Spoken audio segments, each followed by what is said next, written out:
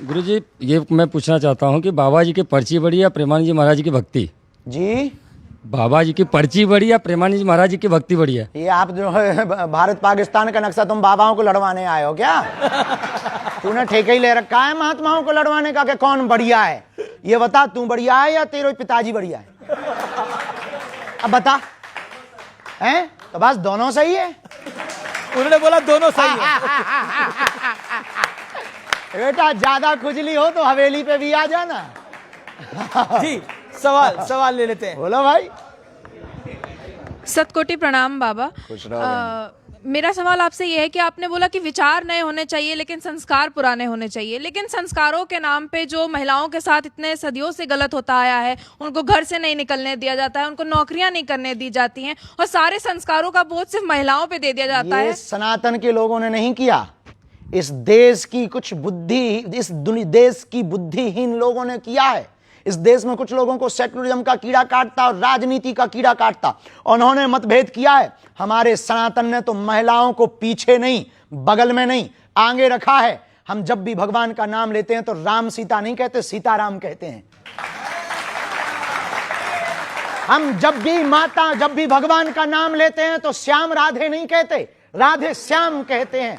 हमारे सनातन में तो मातृ शक्ति को यत्र नार्यस्तु पूज्यन्ते रमन्ते तत्र देवता, जहां नारी की पूजा है वहां देवता वास करते हैं। हमारे सनातन में लिखा, नारी निंदा मत करो, नारी रतन खदान, नारी से नर उपजे ध्रुव प्रहलाद समान।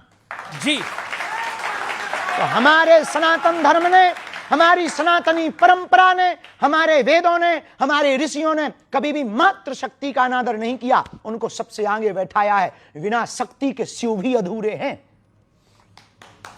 ये कुछ इस देश में कुठाराघात, इस देश को बिगाड़ने और पुरुष स्त्री के बीच में भेद करने वाले कुछ बुद्धिहीन लोगों ने ये भेद फैलाए हैं। हमारे सनातन में ये भेद नहीं है। महाराज जी, मेरा प्रश्न ये था, जिस प्रकार आपकी रुचि जिस प्रकार बजरंगबली में, उसी प्रकार से हम अपनी रुचि कैसे अपने इष्ट में लाए और किस प्रकार नाम में रुचि और प्रीति बढ़ाएं? देखिए, भगवान के प्रति रुचि बढ़ाने के लिए उनके निरंतर महापुरुषों की वाणियों से उनकी कथाओं को श्रवण करना, उनकी लीलाओं को श्रवण करना, उस पर चिंतन करना, उसको अनुभव और महसूस करना। जब छोटी छोटी बातों में आप सजगता ले आएंगे, महसूस करने लगेंगे, तो आपको लगेगा कि आपका नाम जप में रटन लग गई है और आप आज जपा जप विधि में आ जाएंगे। अनवरत आपके जिह्वा से नाम जप चलने लगेगा और जब आप प्रेमास्पद में भर जाएंगे। स्वामी रामकृष्ण परमहंस जी से यही प्रश्न किसी ने किया कि हमको भगवान को पाना है, आप उपाय बताओ। उन्होंने कहा कल आना। वो बेचारा कल चला गया। बोले नदी चल, वो बेचारा नदी चला गया। अब परमहंस जी नदी में कूद गए। अब बोले तू भी आ जा। तो सीधा साधा आदमी रहा होगा तुम्हारे जैसा, नदी में कूद गया। वो जैसे ही वो नदी में कूदा, वो ऊपर चढ़ बैठे, सिर पे बैठ गए। अब वो फड़फड़ाने लगा पानी में, क्योंकि श्वास नहीं ले पा रहा। जब थोड़ी देर बाद रामकृष्ण परमहंस जी ने छोड़ा तो उसने पूछा कि ये क्या था? हमें तो पागल पहले लग रहे थे, अब कंफर्म हो गया।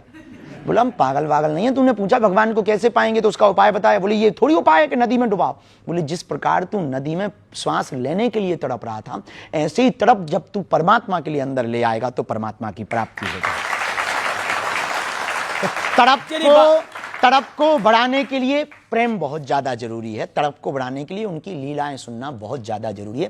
तड़प को बढ़ाने के लिए महापुरुषों के चरित्रों को, जीवन को देखना बहुत ज्यादा जरूरी है। तो नाम पर भी निष्ठा होगी, भगवान पर भी निष्ठा। आपने प्रेम की बात करी, तड़प की बात करी, ये युवा पीढ़ी के लिए सवाल है।